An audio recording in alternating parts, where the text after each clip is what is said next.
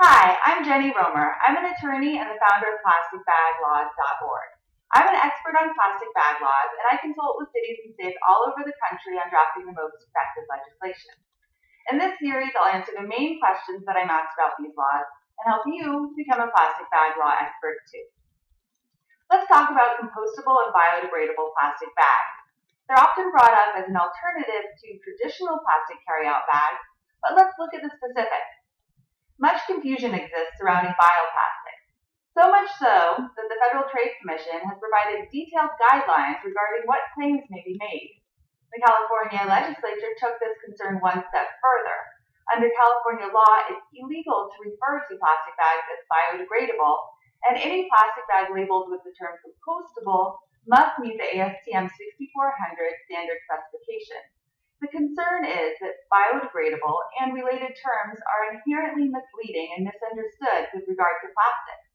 While there's an established testing criteria for compostable plastic, there isn't one for biodegradable in the U.S. With regard to plastic bag ordinances, the trend is towards specifically disallowing biodegradable plastic bags, that means banning them, and allowing compostable plastic bags only under certain circumstances, and making sure that generally, when a fee applies to traditional plastic bags, that fee also applies to compostable plastic bags, so that a change in consumer behavior still occurs. Under the California statewide bag bill, compostable carryout bags are allowed only in some municipalities, like San Francisco, where the majority of residential households in that jurisdiction have access to curbside collection or food waste for composting.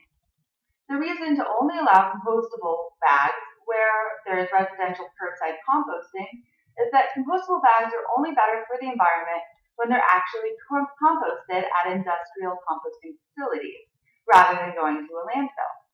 The prohibition on compostable bags where a jurisdiction doesn't actually compost protects customers from being misled into paying more for something they believe is better for the environment, even though the product might not actually be better for the environment. This issue is commonly referred to as greenwashing. The advantage of allowing for compostable carryout plastic bags where curbside composting is available is that there's an ick factor as far as people not wanting to handle their compost, and a carryout bag being reused as a bin liner for compost bins reduces that ick factor and encourages composting. There are a few municipalities outside of California that have banned non-biodegradable plastic bags, meaning they still allow for biodegradable plastics even when traditional plastic bags are banned.